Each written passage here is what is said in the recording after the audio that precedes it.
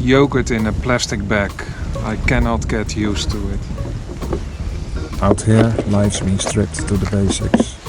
A tent, stove, some dry food, a few books. Frozen vegetables. No itinerary, no signal, no one else. And in this quiet rhythm, something deeper begins to surface. Smells good. Nuts and dried fruits. Not a revelation, just a question. What's truly essential when everything else is gone? Hello everyone, I am René Baars. Welcome, and I'd love for you to join me on my South American exploration. Now let's see what I bought. I'm not sure if this is chicken or fish. Medallones de merluza. I think it's fish.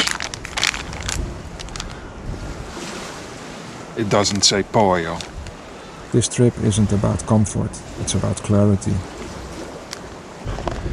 It's a nice change from the hamburgers and sausages. A one-pit meal may not look like much, but it will feed me. A cold night stinks, but I've never slept more honestly. Every choice here is deliberate. What to carry, what to eat, how to spend an hour. And in that restraint, I start to notice more. How often do we fill space just to avoid sitting with ourselves?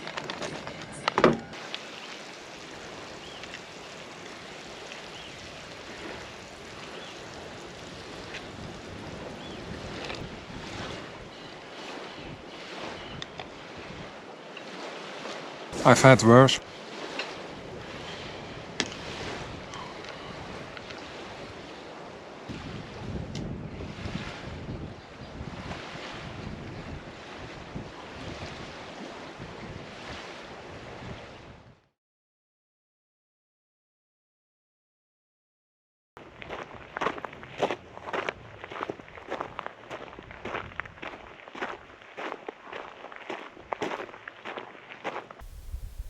Out here the essentials are simple. Movement, the land beneath my feet, and water. I only just started walking and I already would like some water. It's hot. I'm a couple of thousand meters high and I'm going up. Each step loosens the noise of daily life. Each breath feels earned. The trail asks for nothing but attention. I walk, I drink, I listen, I look. There's no rush to arrive anywhere. The rhythm of my body matches the rhythm of the wind. I start to understand that simplicity isn't absence, it's alignment. Moving, resting, drinking when I'm thirsty. Water. Enjoying what's here, without needing it to mean more. And in that quiet flow, between motion and stillness, thirst and quenching, I feel whole. Not reduced, not striving, just part of the landscape itself.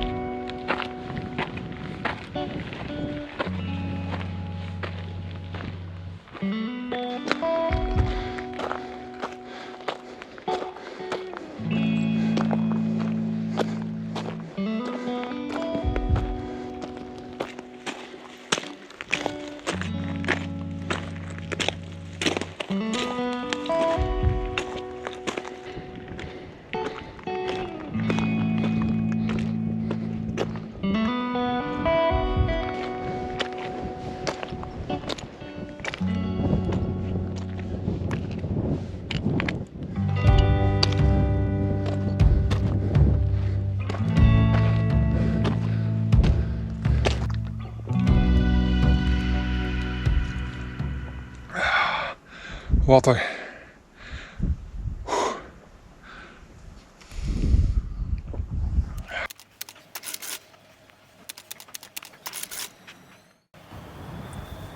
After switching between cars and jeeps multiple times, I finally began my journey into the desert to sleep in a Bedouin tent. That evening, around the wood fire, I felt like a curious traveler dropped into a world untouched by time. The grandson of a Bedouin lady entertained me with stories. At first he pretended not to speak English, then shared fantastical tales about his father, who supposedly lived as a Bedouin deeper in the desert, though his grandmother claimed he was in Canada. The next morning, the elderly lady walked with a flock of sheep further into the desert. After a few minutes she returned, and the sheep had followed her. I then offered to walk the sheep again to where they should stay for the day. The lady looked tired but resolute. It was clear she had chosen this life deliberately. She would not abandon the desert for the comfort of a city. Amid the transport delays, the heat, and the raw simplicity of desert life, I understood the power of living close to the essentials, where every task matters, every choice is deliberate, and life is stripped down to what truly counts.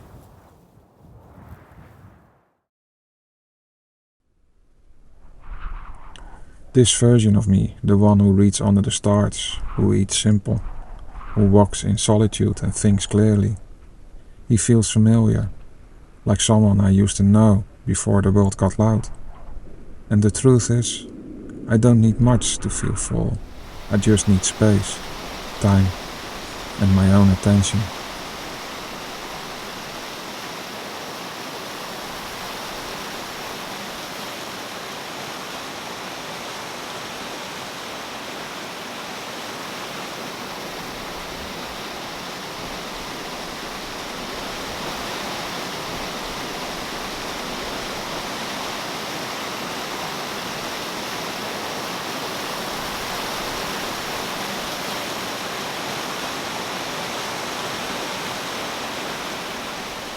Stripping down to the essence isn't a one-time thing.